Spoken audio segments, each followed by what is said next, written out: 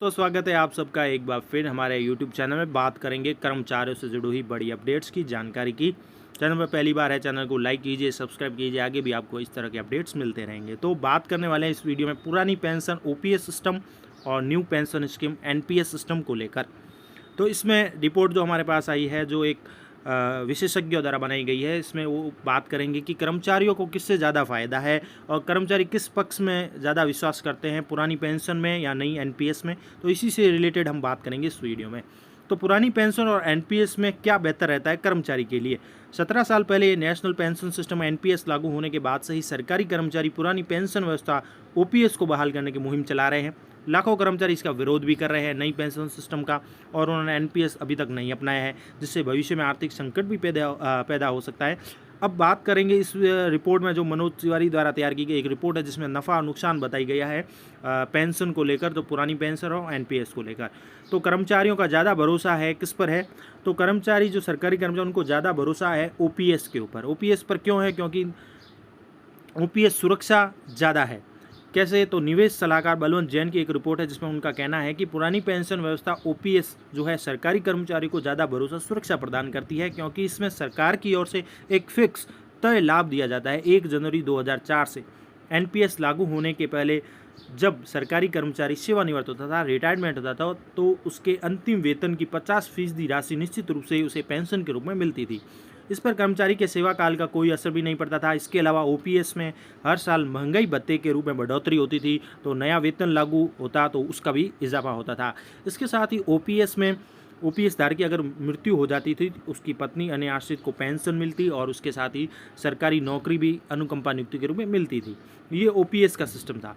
अब बात करें तो लगभग अभी जो नवीन पेंशन स्कीम चल रही है, उसमें रिपोर्ट के मुताबिक 5.34 लाख करोड़ रुपए जो है एनपीएस में दिसंबर 2020 तक जुड़ चुके हैं। सरकारी जो एनपीएस सिस्टम है उसके अंदर जमा हुए हैं, और इसमें भी 85% हिस्सा सरकारी कर्मचारियों का है एनपीएस में जमा कुल राशि में। इसके साथ ही एनपीएस में एन्युटी ब्याज पर निर्भर करेगी पेंशन। एनपीएस में क्या सिस्टम है, ये तो ओल्ड सिस्टम था कि 50% राशि निश्चित तौर पर पेंशन के रूप में मिलती थी, सेवा काल का भी असर नहीं पड़ता था, महंगाई भत्ता जब बढ़ता था, डीए वगैरह, तो उसकी भी बढ़ोतरी का नया वेतन जो लागू होता था उसका फ़ायदा मिलता था ओपीएस में।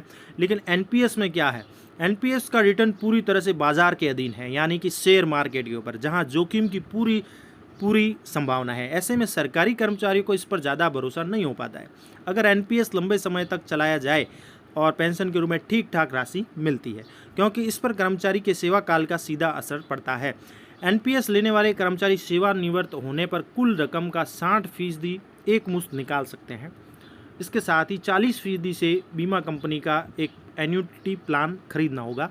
इसी राशि पर मिलने वाला जो ब्याज है हर महीने पेंशन के रूप में दिया जाता है। यानी कि स्पष्ट है कि एन्युटी की राशि और उसका ब्याज जितना ज़्यादा होगा तो पेंशन अधिक मिलेगी। बाकी 60% जो रकम है एक साथ निकाल सकते हैं। ये एनपीएस में सिस्टम है। अब जीपीएफ के मुकाबले कम फायदेमंद है एनपीएस।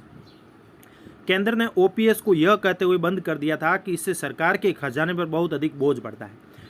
अब सरकार ने अपना जोखिम कर्मचारियों पर डाल दिया। एनपीएस आने के बाद सामान्य भविष्य निधि जीपीएफ को भी बंद कर दिया गया है। इसमें पहले 12% कर्मचारी का और फिर 12% जो नियोक्ता है उसका निवेश होता था।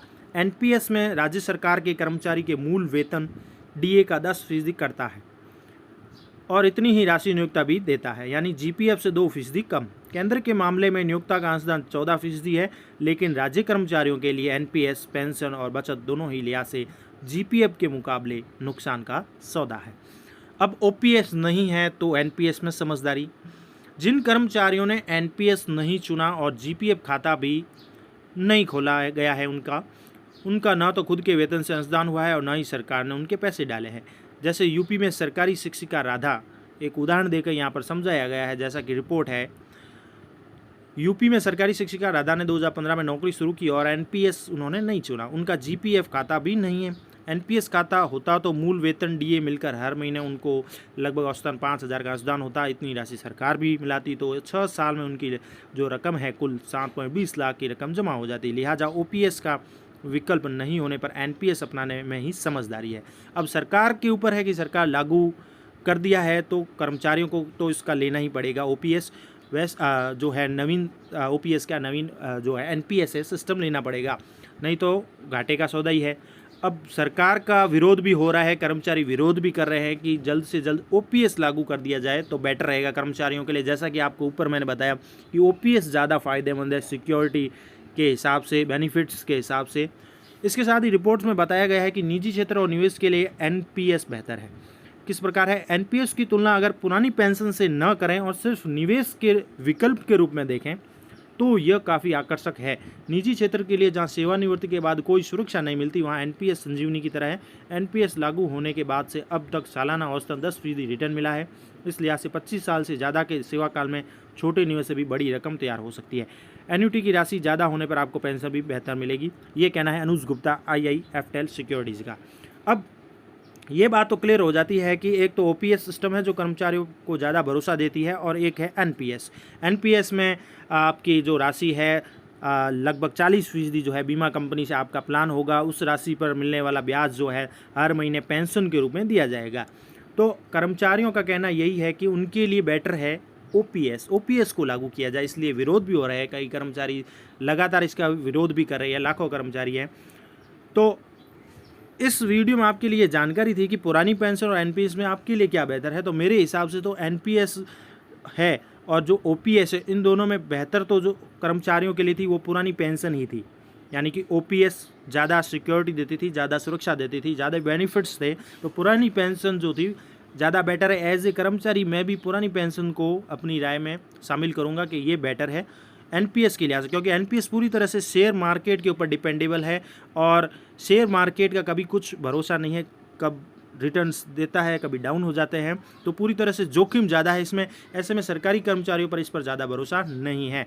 NPS लंबे समय तक चलाया जाए तब भी पेंशन के रूप में ठीक ठाक ही राशि मिलती है, क्योंकि इस पर कर्मचारी के सेवा काल का सीधा असर पड़ता है। तो ऐसे में मेरे हिसाब से तो पुरानी pension is better for all government employees.